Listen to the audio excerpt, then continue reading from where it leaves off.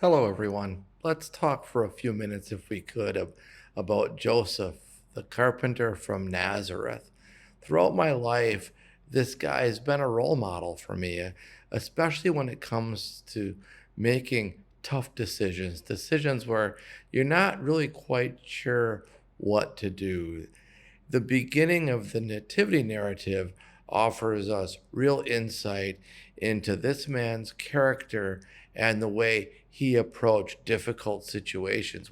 We all know the story, of course.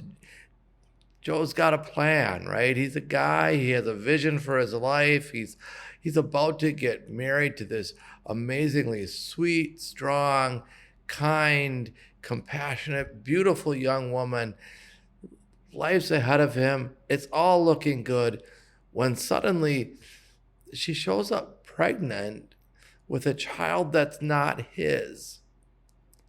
Yikes, right? I mean, his whole world is turned upside down. So the first thing that Joe does is turn to his own cultural heritage and his tradition for insight on how to deal with this. What do I do?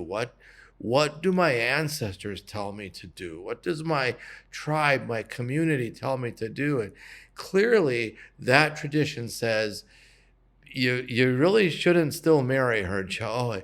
It would be a disgrace. So Joseph decides to end things, understandably, but he does so quietly. He does so with compassion, so as not to bring shame to Mary. And I think that's really classy on his part, right? I mean, from the outside looking in, Joseph has every right to feel angry, to feel hurt, and even betrayed, but he has no thirst for revenge. He has no desire to expose or humiliate her.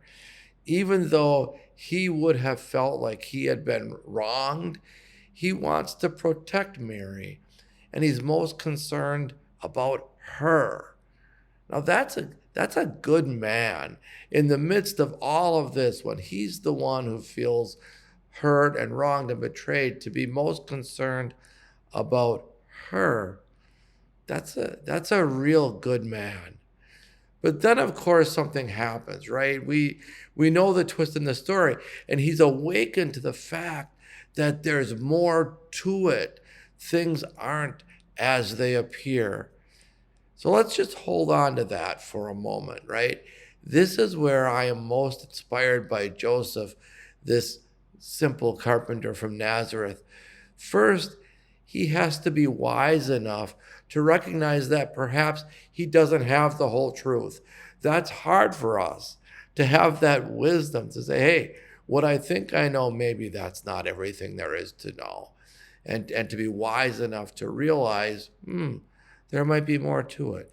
Second, he has to open his heart and he has to open his mind to perspectives and possibilities he hadn't even imagined. That openness. First, wisdom. Second, openness. And third, he had to put his faith in love rather than in convention. He had to allow belief in possibility to outweigh the voices of judgment. How different would our world be if we all made decisions this way, with the humility to admit that we don't necessarily have the whole story on things? We look at them from the outside, we think we can read it, but we don't have the whole story. That takes wisdom and humility. Secondly, what if we had the openness to perspectives and possibilities we hadn't even considered? And finally, what if we had faith in love rather than in our judgments?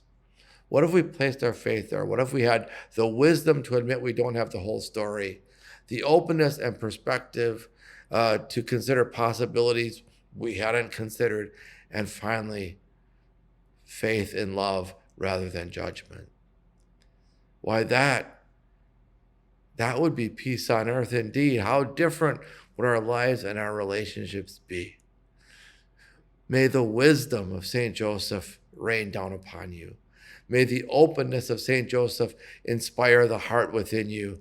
And may the love of St. Joseph flow into the world from you. Peace be with you, and enjoy this Advent journey. Have the merriest of Christmases.